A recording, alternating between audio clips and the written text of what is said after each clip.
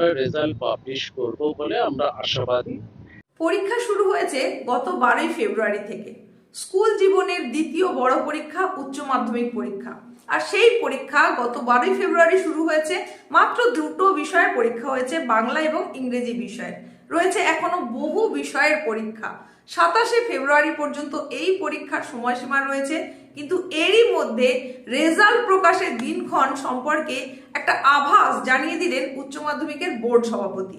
হ্যাঁ, বিশ্বস্ত সূত্র মারফত নয়, একেবারে খোদ বোর্ড সভাপতির মুখ থেকেই এই সম্ভাব্য দিনক্ষণ সম্পর্কে জানা যাচ্ছে রেজাল্ট প্রকাশের।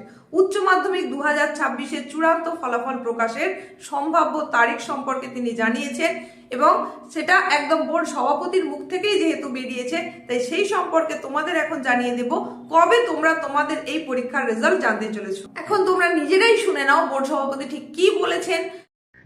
আমরা এখন কমপ্লিট একটা ডিজিটাল সিস্টেম আমরা জাস্ট চালু করেছি।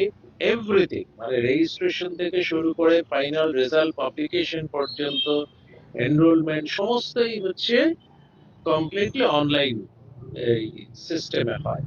ফলে যেহেতু অনলাইন সিস্টেমে হচ্ছে ফলে এখন আমাদের টোটাল মার্কস ক্যাপচার গোটা রাজ্য থেকে আমাদের অনলাইন হয়। একদম সরাসরি হেড এক্সামিনাররা অনলাইনে মার্কস ক্যাপচার করে।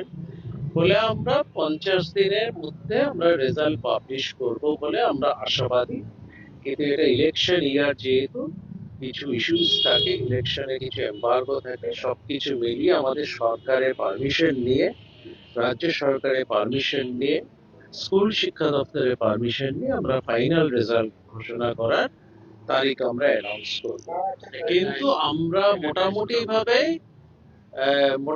ভাবে আমরা 50 দিন আমরা টার্গেট রাখছি। তাহলে তোমরা শুনে নিলে একদম বোর্ড সভাপতির নিজের মুখের কথা। তোমরা ধরে নিতে পারো তোমাদের 27শে ফেব্রুয়ারি যখন পরীক্ষা শেষ হচ্ছে, তারপরে অন্তত 50 দিনের এদিক ওদিক কিছুটা আশেপাশেই তোমাদের এই পরীক্ষার চূড়ান্ত ফলাফল প্রকাশ হতে চলেছে।